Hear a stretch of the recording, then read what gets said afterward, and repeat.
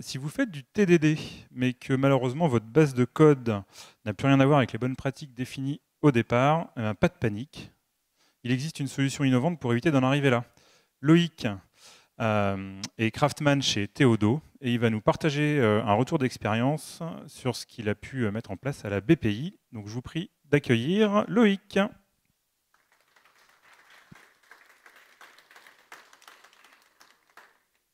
Merci, merci. Alors, bonjour à tous. Merci d'être présents. Et avant de commencer, je tiens à remercier les organisateurs pour leur accueil très chaleureux et puis bien sûr tous les sponsors. Merci à eux, sans qui tout ça ne serait pas possible. Donc aujourd'hui, on va parler de Domain Driven Design, autrement dit DDD, et un petit peu aussi Domain Storming. Donc, alors je vois pas bien les gens, mais levez la main ceux qui n'ont jamais entendu parler de Domain Driven Design. Je ne vois pas de main levée, mais je ne vois pas très bien non plus. Et qui n'a jamais fait d'atelier d'event storming? Là, je commence à voir des mains. Ok, très bien. Donc, je vais quand même présenter le Domain Driven Design pour ceux qui ne connaîtraient pas, pour qu'on parte tous sur les mêmes bases. Donc, le Domain Driven Design, c'est un ensemble de pratiques, de méthodologies qui ont été formalisées par Eric Evans dans ce livre qu'on appelle le Blue Book. Et donc, c'est un ensemble de pratiques qui servent à rapprocher l'équipe de développement de l'équipe produit pour que l'équipe de développement comprenne le produit qu'ils sont en train de développer. C'est très important. Alors, à la base du Domain Driven Design, il y a ce qu'on appelle le langage ubiquitaire, puisque en général, le métier utilise un jargon qui est bien spécifique, et les développeurs ont aussi un jargon qui est le leur, qui est bien spécifique. Là, vous voyez à droite un développeur qui parle de façon tout à fait compréhensible. Il parle de Spring, d'Angular, de Python, React et compagnie. Et à gauche, vous avez quelqu'un du métier. On ne comprend pas bien ce qu'il raconte. Ça parle je sais pas, de RGE, de pompage chaleur, ambassadeur. Je ne sais pas ce que c'est ces trucs-là. Voilà. Et il faut que ces deux personnes travaillent ensemble. Donc pour ça, c'est très important qu'il n'y ait pas de malentendus entre eux. Donc vous voyez, ce qui peut arriver quand il y a des malentendus, c'est qu'on peut croire avoir compris ce que le métier nous a demandé de développer, alors que si on commence à le formaliser, à l'écrire sur un tableau et à se mettre d'accord, on se rend compte qu'on n'avait rien compris du tout et qu'il faut qu'on s'explique encore un petit peu et à la fin, on est vraiment tous alignés sur la solution. Dans le domaine driven design, on est bien conscient aussi que les mots ont leurs limites et on définit donc des frontières entre les domaines, donc ce qu'on appelle des bounded context, et au sein d'un bounded context, les mots ont un terme bien précis. Par contre, dans un autre bounded context, il peut avoir un terme complètement différent. Je prends un exemple pour que ce soit un peu plus concret. Si je vous parle de prix, si vous êtes dans le contexte d'un catalogue, le prix, c'est quelque chose de fluctuant. Vous pouvez avoir des promotions en été. Voilà, les maillots de bain en hiver sont beaucoup moins chers. Les parkas en été sont en solde. Donc voilà, on peut appliquer des promotions, on peut avoir des avantages clients. Donc un prix, c'est quelque chose de très, très fluctuant. En revanche, si on se place dans le contexte d'une facture, bien sûr, une fois qu'une facture contient un prix, ce prix ne doit jamais bouger. C'est très important. Donc on voit bien que sous ce même terme prix, on a des règles métiers qui sont radicalement différentes. Voilà un petit tour du domaine driven design. Maintenant, l'event storming. L'event storming, c'est un atelier qui a été formalisé par Alberto Brandolini. Alberto Brandolini, lui, ce qu'il avait compris, c'était que le produit qu'on livre en production, finalement, c'est pas tellement ce que les stakeholders ont demandé à l'équipe de réalisation, mais c'est plutôt ce que les développeurs avaient compris qu'on leur demandait. Donc voilà, donc Alberto Brandolini a formalisé l'atelier d'Event Storming, qui est un atelier assez simple, où on réunit les personnes, les sachants, dans une salle, et on leur fait coller des post-it au mur. Donc il y a une façon de faire, on colle les domain events, on colle les commandes, les personas, les systèmes externes, là où sont les risques, etc. Donc on identifie tout un tas d'éléments, et on se met d'accord sur un langage commun, et ça nous permet comme ça que tout le monde soit aligné sur la connaissance. Donc voilà, ça peut faire des flux qui sont très simples comme celui qu'on a vu avant, ça peut donner des flux un peu plus compliqués comme celui-ci. Mais au final, tout le monde s'y retrouve. Alors, cette petite introduction faite, je me présente. Donc, je m'appelle Loïc Broquet. Voilà, je vous ai donné mon compte GitHub. Vous retrouverez mes autres liens sociaux. Et je suis principal ingénieur chez Theodo FinTech, qui est une startup du groupe Theodo. Startup du groupe Theodo qui est connue qui est connue relativement dans son petit domaine, pour avoir développé pendant le Covid le portail des prêts garantis par l'État à la BPI, Banque publique d'investissement. Donc c'est un portail dans lequel les entreprises peuvent venir pour demander une aide, des financements, en particulier pendant la crise du Covid. Mais ce portail existe encore et c'est beaucoup développé avec beaucoup d'offres de financement, notamment pour la transition verte, pour l'export, voilà, pour tout un tas de trucs. Et donc, ce qui a permis à Théodo de livrer ce portail en un temps record, donc c'était quelques jours, 2 semaines, je crois, c'est que Théodo est une boîte qui est fortement impliquée dans le Lean appliqué à la tech. Et d'ailleurs, les deux cofondateurs ont sorti un livre qui s'appelle le Lean Tech Manifesto, où ils synthétisent un peu leur expérience dans ce domaine. Voilà, maintenant, je vais vous raconter un peu une histoire que peut-être vous avez déjà vécue, plus ou moins. Donc cette histoire, c'est l'histoire d'un projet qui démarre, donc un projet from scratch ou greenfield. Et au début de ce projet, on est plein de bonnes intentions, on a envie d'appliquer toutes les bonnes pratiques, on met en place une pipeline pour faire du CI/CD, on met en place des outils comme Sonar pour garantir de la bonne qualité, et on fait bien sûr des ateliers d'event storming. Ce qui nous permet, voilà, des ateliers d'event storming. Donc là, vous avez un exemple concret d'atelier qu'on a fait chez Théodo.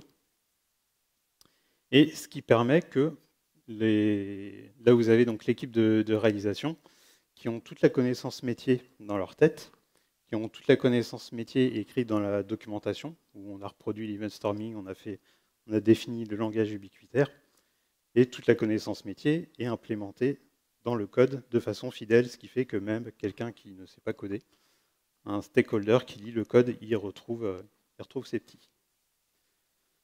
Mais au bout de quelques mois ou quelques semaines, on commence à avoir du turnover. Donc vous avez un tech qui part, un autre dev qui arrive. Bien sûr, il y a une passation, mais vous savez comment ça se passe, les passations entre devs.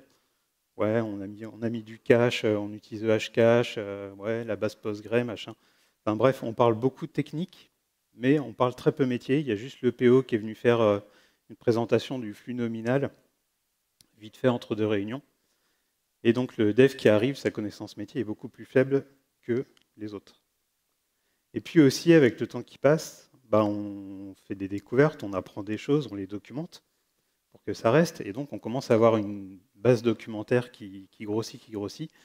Et vous savez très bien ce que ça donne, des documents, une documentation qui devient assez volumineuse, ça devient difficile à organiser.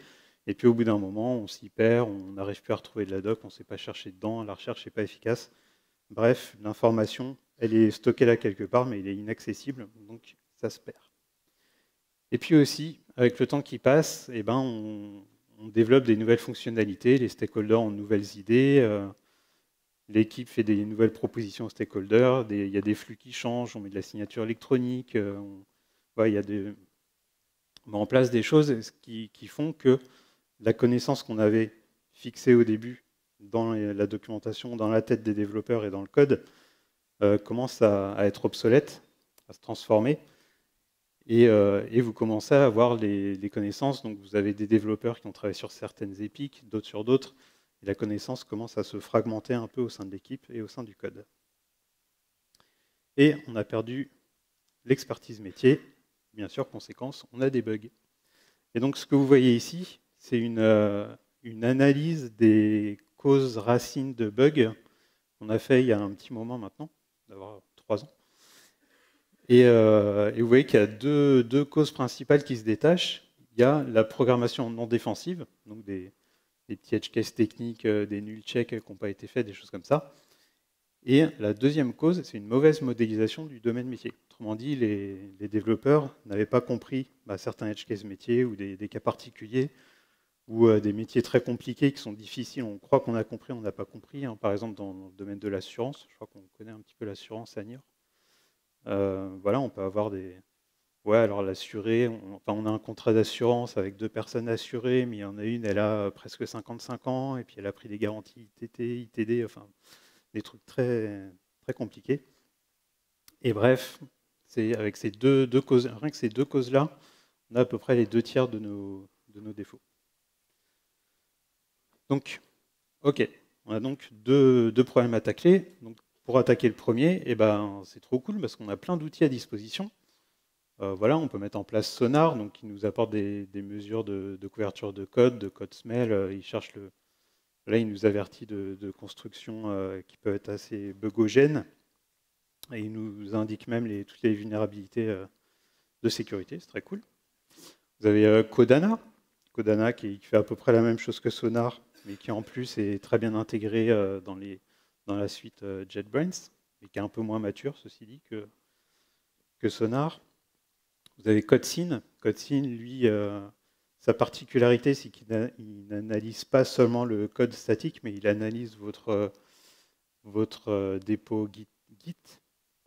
Donc il est capable de sortir d'autres métriques, comme par exemple les hotspots, qui sont les endroits du code qui changent fréquemment, qui changent ensemble.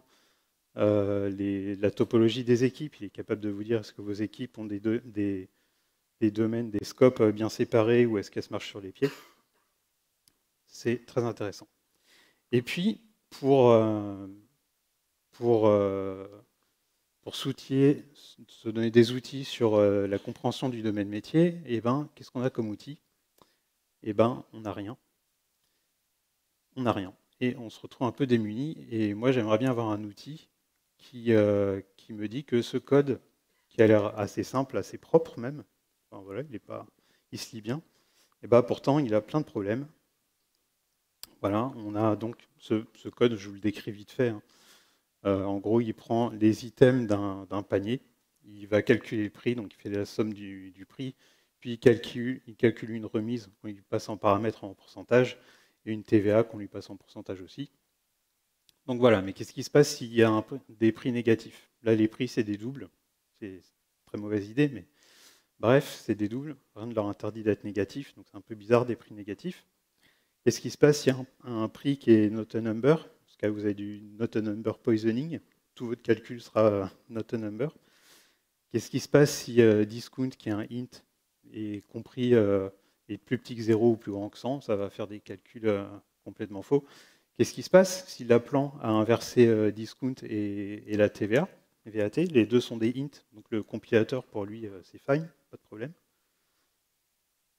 Et donc j'aimerais bien avoir un outil qui m'incite à remplacer ce code par du code comme ça. Donc ce code comme ça, il fait la même chose, à la différence que le montant, vous avez la garantie que le montant qui est construit, qui est injecté dans le domaine, il est positif, il ne sera jamais négatif, parce que dès qu'il est négatif, vous aurez une exception qui est élevée et vous ne pourrez pas faire... l'objet ne rentrera pas dans le domaine. Hein. Le principe, c'est de rendre les objets invalides non représentables. Et vous avez ensuite votre méthode pour calculer le prix qui prend tous ces paramètres ont des types différents. Donc si vous inversez par erreur 2 paramètres, le code ne compile pas et vous avez un filet de sécurité supplémentaire. Alors, il se trouve que au cours de ma carrière, j'ai eu le privilège de travailler proche de Cyril Martrer et de suivre sa formation sur la documentation vivante. Et sur sa documentation vivante, donc on voit plein de méthodes pour documenter le code à partir du code, donc avoir une documentation qui est toujours à jour. Et il y avait un truc qui a retenu auquel j'ai repensé, en tout cas en pensant à ça, c'était le nuage de mots. Parce que ce que je trouvais intéressant avec ce nuage de mots, donc le nuage de mots, c'est prendre tous les identifieurs qu'il y a dans le code, les types, les noms des variables, et en fonction de leur fréquence, bah, on les fait apparaître dans le nuage de mots plus gros ou plus petits s'ils sont moins fréquents. Ce qui permet en un coup d'œil de se rendre compte est-ce que notre code est vraiment orienté métier. Et ce qu'on voit là, par exemple, celui-là, il a l'air pas mal, hein, parce qu'on voit, je sais pas, card, fuel, name, enfin, je sais pas, ça a l'air. On devine à peu près le métier de ce truc-là. En revanche, voilà, si on voit beaucoup string, int, double, ça ne nous aide pas vraiment à comprendre ce que fait le bout de code. Donc, voilà, je me suis dit, le nuage de mots, c'est bien, mais moi, ce qui m'intéresse, c'est les fréquences. Bon, très bien. OK. Et donc, j'ai essayé de développer vite fait, un petit truc, un petit outil qui va m'extraire d'une base de code un peu cette liste de fréquences de mots.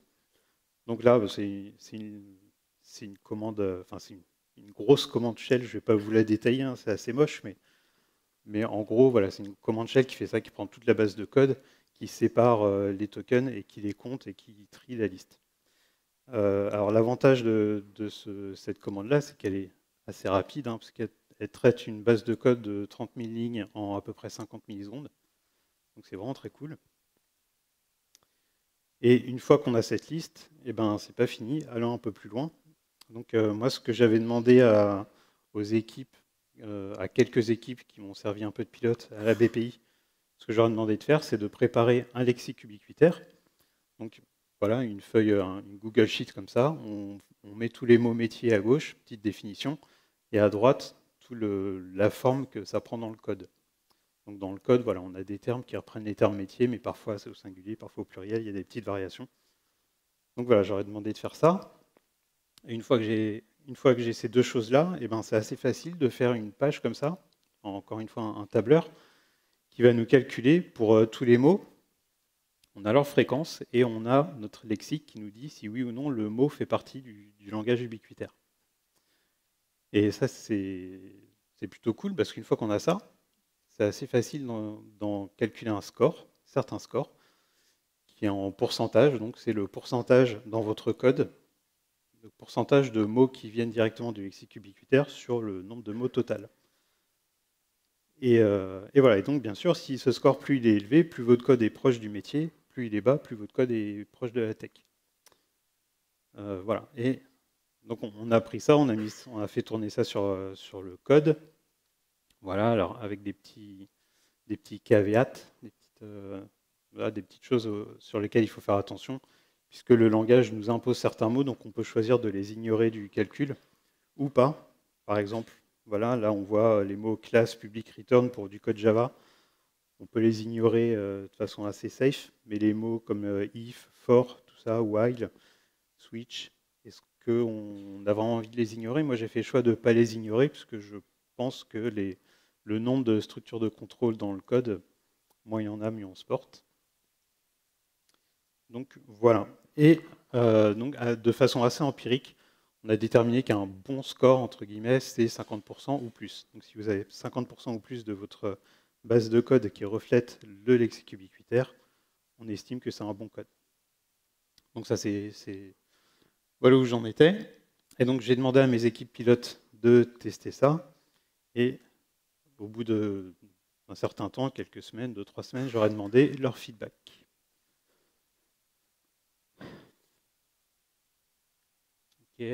Ok. Bon.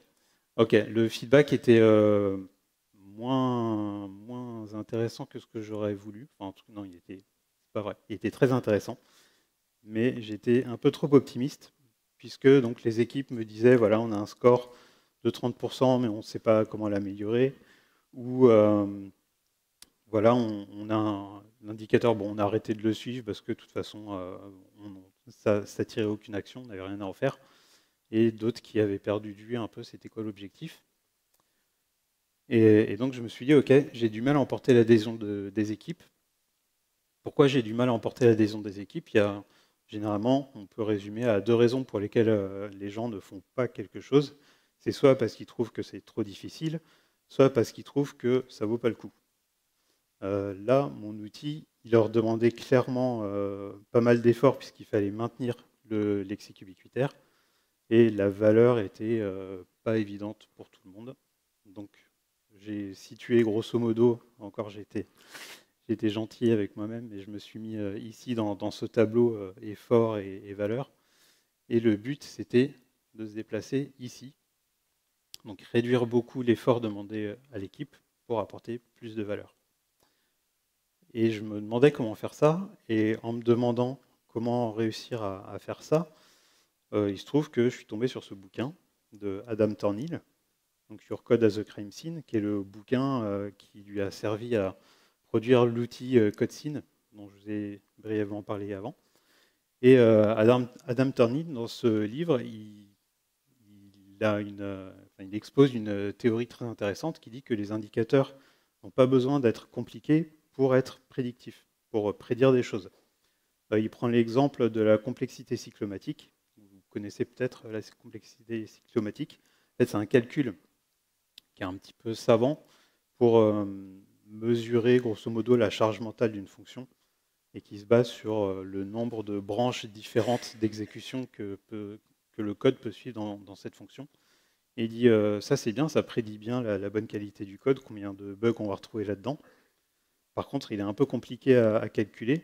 Moi, j'ai un autre indicateur qui est calculer le nombre de tabulations devant chaque ligne de la fonction. Et je fais la somme. Et donc cet indicateur est super simple. Et ce qu'il montre, c'est qu'il obtient les mêmes résultats de prédictibilité du nombre de bugs qu'on va retrouver dans chaque fonction. Ok, je me suis dit, c'est intéressant. Je vais m'inspirer de ça et je vais commencer à faire des trade-offs.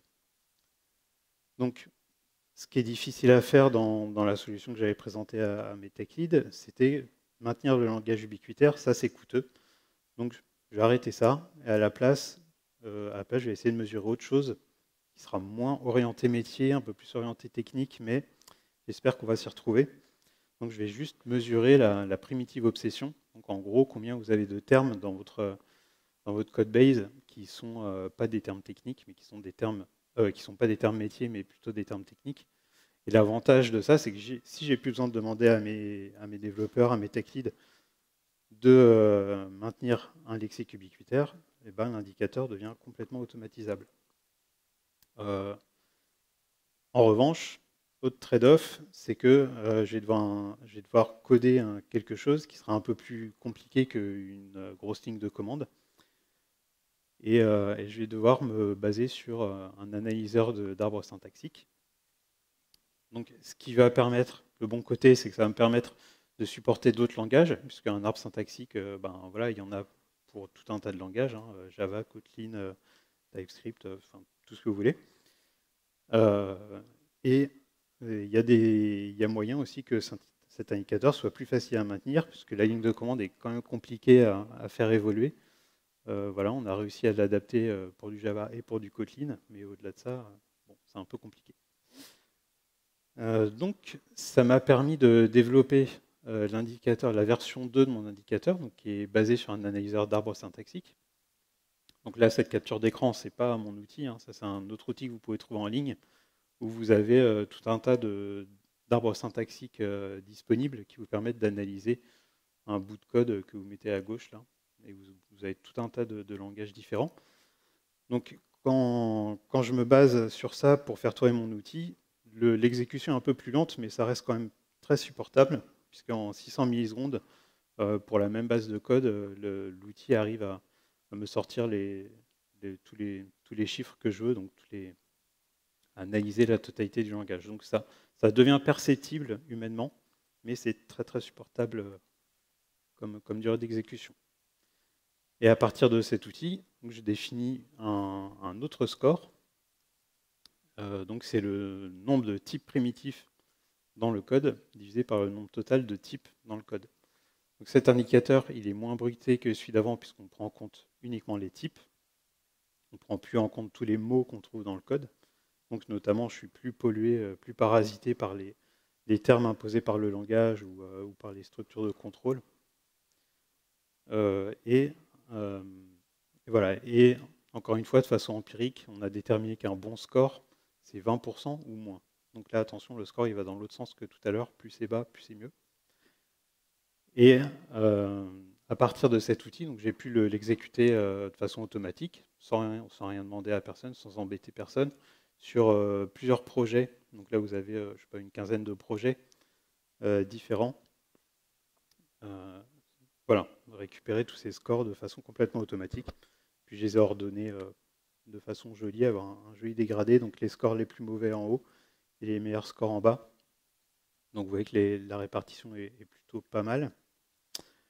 Mais voilà, mais le souci qui me reste encore, c'est la prédictibilité de cet outil, puisque moi, mon gut feeling sur cet outil, c'est qu'un bon score prédit un plus petit nombre de bugs.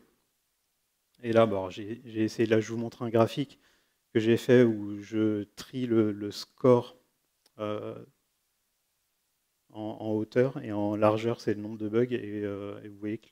Enfin, non, pardon, c'est l'inverse. Vous avez les scores les moins bons tout à gauche, les meilleurs scores à droite, c'est ça, et plus de bugs en haut et moins de bugs en bas. Et vous voyez que les bons scores ont des répartitions de bugs assez équilibrées, et les moins bons scores ont moins de bugs. Donc c'est un peu contre-intuitif par rapport à mon outil, mais ça s'explique très bien par le nombre d'utilisateurs de chaque application que j'ai mesurée, par la nature aussi de chaque application, parce que vous avez des applications plus métiers, d'autres plus techniques.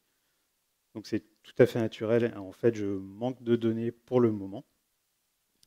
Et voilà, ce que j'ai besoin, en fait, c'est de suivre une même application et de suivre son évolution au cours du temps et de faire des corrélations. Mais voilà, ça me demande encore un petit peu de temps. Donc, je vais déjà conclure. Donc, je rappelle l'origine du problème, c'est que la plupart de nos défauts sont causés par majoritairement deux causes qui sont la programmation non défensive et une mauvaise connaissance métier. Alors pour la programmation non défensive, on a plein d'outils sur le marché, ça c'est très cool. Et pour la connaissance métier, on a beaucoup moins d'outils. Et donc comme on a beaucoup moins d'outils, j'ai essayé de développer un outil. La première version qui a l'avantage d'être très rapide, mais l'inconvénient d'être assez compliqué à maintenir. Ce qui m'a amené à une deuxième version qui a l'avantage de pouvoir supporter beaucoup plus de langage et d'être entièrement automatisable. Mais pour la prédictibilité, ça, je ne sais pas encore. Ça reste à l'étude. Et donc ma vision de cet outil-là, c'est d'avoir un indicateur de primitive obsession qui, mine de rien, ça n'existe pas sur le marché. Hein. J'ai cherché, il n'y en a pas. La seule référence que j'ai trouvée, c'est dans CodeSyn, dont je vous ai parlé, où il y a l'indicateur de CodeElse qui se base en partie sur la primitive obsession, mais pas entièrement, et c'est un petit peu obscur, c'est pas détaillé la façon dont le calcul est fait. Donc voilà, donc ma vision, c'est d'avoir un indicateur comme ça qui pourrait être intégré dans les pipelines, qui pourrait supporter tout un tas de langages. Voilà, je ne désespère pas de reconstruire un lexique ubiquitaire avec les LLM, et avec du RAG. Et voilà, et en gros, la vision qui me guide, c'est une sorte de domain-driven sonar. Voilà. Et voilà. Donc là, donc cet outil-là, vous pouvez le retrouver sur GitHub. Je vous ai mis le lien ici. Il est assez facile à retrouver. Indy, donc avec 3D comme DDD. Et puis, je vous remercie beaucoup. Et n'hésitez pas à donner du feedback. Voilà, merci.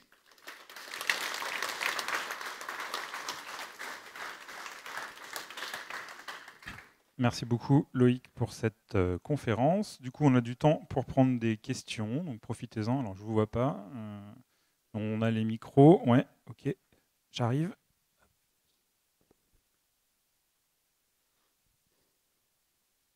Merci Loïc, c'était super intéressant, merci beaucoup. Merci. Une question, moi je trouve c'est incroyable ce que tu as fait. Tu as traité le cas des primitive obsession. Est-ce que tu allais essayer de traquer d'autres codes smell comme ça? Parce que finalement, avec ton script qui recense les mots, tu peux détecter Ouais. pareil, des termes qui sont, des variables qui sont incorrectes, etc. Tu peux les traquer aussi de cette manière. Alors, effectivement, on pourrait traquer beaucoup de choses. Moi, je me suis concentré sur les primitives obsessions parce que je pense que là, il y a vraiment comment dire, il y a vraiment de la valeur à traquer ce truc-là. Je me suis focus dessus. D'un autre côté, il y a d'autres outils comme Sonar, par exemple, qui traquent d'autres types de code smell. Donc, pour l'instant, je me suis concentré là-dessus.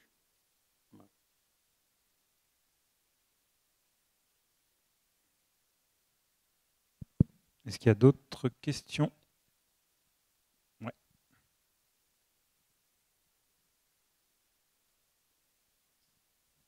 Oui, merci pour la présentation aussi, très intéressant.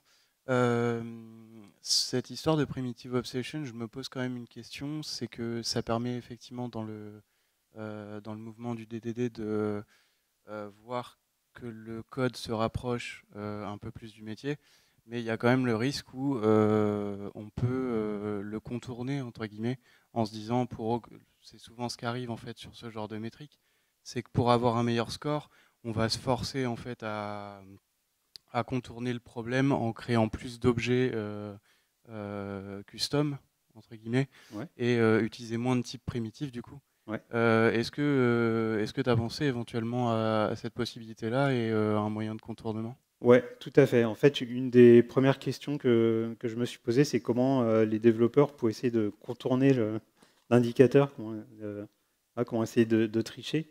Et je me suis dit, la façon qu'ils ont de tricher, c'est d'introduire des value objects, grosso modo. Je me suis dit, en fait, c'est bien, c'est ça que je veux.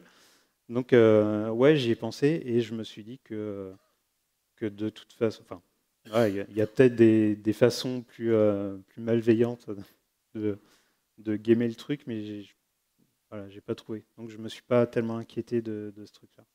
Ok. Merci.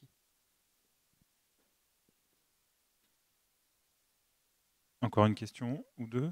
N'hésitez pas. Et si elles vous viennent après, pendant la pause, n'hésitez pas à rediscuter avec Loïc. Dernière chance, c'est bon? Écoutez, on vous libère. On peut applaudir une dernière fois Loïc pour sa conférence. Merci. Et bonne pause à tout le monde.